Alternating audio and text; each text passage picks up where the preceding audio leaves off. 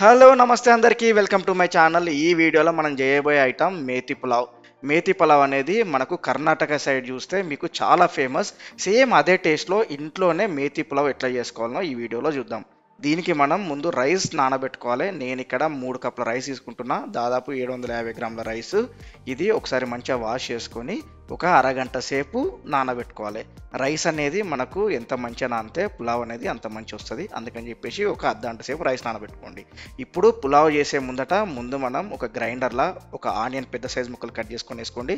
అట్నే 2-3 మిర్చి, అన్ని రకాల మసాలాలు ఒక్కొక్క చొప్పున వేసుకోండి. అట్లనే అల్లం వెల్లిపాయ పేస్ట్ కూడా మనం ఫ్రెష్గా పట్టుకుంటే మంచిగా ఉంటుంది కాబట్టి కొంచెం అల్లం, కొంచెం వెల్లిపాయలు వేసుకోండి.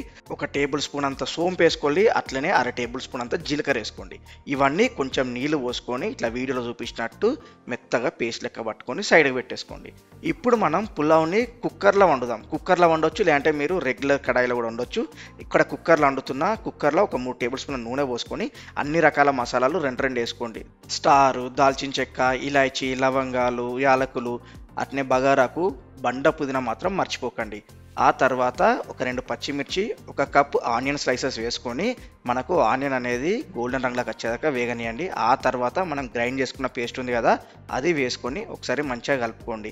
ఈ పేస్ట్ని కూడా ఒక 2 నిమిషాల పాటు మీడియం ఫ్లేమ్లో మంచిగా వేగనియండి. ఇప్పుడు ఇలా పసుపు వేసుకోవాలి. పసుపు కూడా ఎక్కువ అవసరం లేదు, ఒక 1/2 టేబుల్ స్పూన్ అంత పసుపు వేసుకొని ఒకసారి మంచిగా కలుపుకోండి. ఇప్పుడు ఇలా మనం టమాటా వేసుకోవాలి. టమాటా కూడా 1 కప్ అన్ని వచ్చేంత చిన్న చిన్న ముక్కలా కట్ చేసుకొని వేసుకోండి. అలా అయితేనే టమాటా మంచిగా ఉడుకుతుంది. టమాటా వేసుకొని ఒకసారి మంచిగా కలుపుకొని మూత పెట్టి టమాటా ఉడికేదాకా మీడియం ఫ్లేమ్లో ఉడకనీయాలి. ఒక 5 నిమిషాల్లో మనకు టమాటా అనేది మంచిగా ఉడికిపోతుంది. 5 నిమిషాల తర్వాత ఇప్పుడు ఇలా మనం మెంతి వేసుకోవాలి. మెంతాకు కూడా చిన్న చిన్న కట్ చేసుకొని వేసుకోవాలి. కాడలన్నీ తీసేసి ఓన్లీ ఆకులు వచ్చేలాగా వేసుకోండి, అట్లయితే టేస్ట్ మంచిగా ఉంటుంది. నేను ఇక్కడ 200 గ్రాముల మెంతాకు వేసుకున్నా. అంటే మనకు ఒక కట్ట మెంతాకు 200 గ్రాములు ఉంటుంది. ఒక కట్ట మెంతాకు మొత్తం వేసుకోండి. ఒకసారి మంచిగా కలుపుకున్న తర్వాత మూత పెట్టి 5 నిమిషాలు మీడియం ఫ్లేమ్లో ఉడికిస్తే ఆకు అనేది మంచిగా ఉడికిపోతుంది. ఇప్పుడు ఇలా టేస్ట్కి తగినంత ఉప్పు, 1 టేబుల్ స్పూన్ అంతా ధనియాల పొడి వేసుకోండి. ఇదంతా టమాటాకి ఉన్న మెంతికి పట్టేటట్టు ఒకసారి మంచిగా కలుపుకోండి. ఇది ఒక 2 నిమిషాల పాటు అట్నే మీడియం ఫ్లేమ్లో కుక్ చేసుకోండి. ఆ తర్వాత ఇలా మనం నానబెట్టినటువంటి రైస్ వేసుకోవాలి. ఇక్కడ మనం రైస్ అనేది మసాలాలనే వేసుకుంటున్నాం, ఎందుకంటే ఈ మేతి టమాటాలో వేసినటువంటి మసాలాలు ఫ్లేవర్ అంతా రైస్కి తలగాలి. అందుకని చెప్పేసి రైస్ అనేది ఇక్కడ ముందు వేస్తాం. ఈ మసాలా అంతా రైస్కి తలిగేటట్టు కొంచెం జాగ్రత్తగా కలుపుకోండి. రైస్ అనేది నానిపోయింది కాబట్టి ఎక్కువ కలిపితే రైస్ అనేది విరిగిపోతుంది. అందుకని కొంచెం జాగ్రత్తగా కలుపుకొని మూతతో క్లోజ్ చేసి 5 నిమిషాలు లో ఫ్లేమ్లో కుక్ చేయండి. 5 నిమిషాలల్లో మనకు రైస్లో ఉన్న తేమంతా పోయి మసాలా అంతా రైస్కి మంచిగా పట్టుకుంటుంది.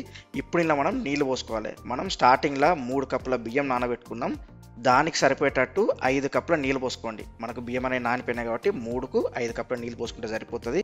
పులావ్ అనేది మంచి టేస్ట్ రావడానికి 1 టేబుల్ స్పూన్ అంతా నిమ్మరసం పోసుకోండి. ఇప్పుడు ఒకసారి మంచిగా కలుపుకొని ఉప్పు టేస్ట్ చూసుకోండి. మనకు ఉప్పు అనేది తక్కువ అయితే ఈ టైంలోనే వేసుకోండి, అది పులావ్లో మంచిగా కలిసిపోతుంది.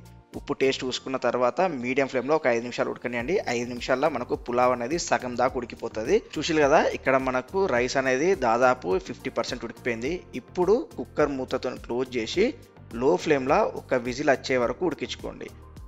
మీరు హై ఫ్లేమ్లో కానీ మీడియం ఫ్లేమ్లో కానీ పులావ్ ఉడికిస్తే కింద మాడిపోతుంది. అందుకని చెప్పేసి లో ఫ్లేమ్లోనే ఉడికిలి, అది కూడా ఒక్క విజిల్ ఉడికిస్తే సరిపోతుంది.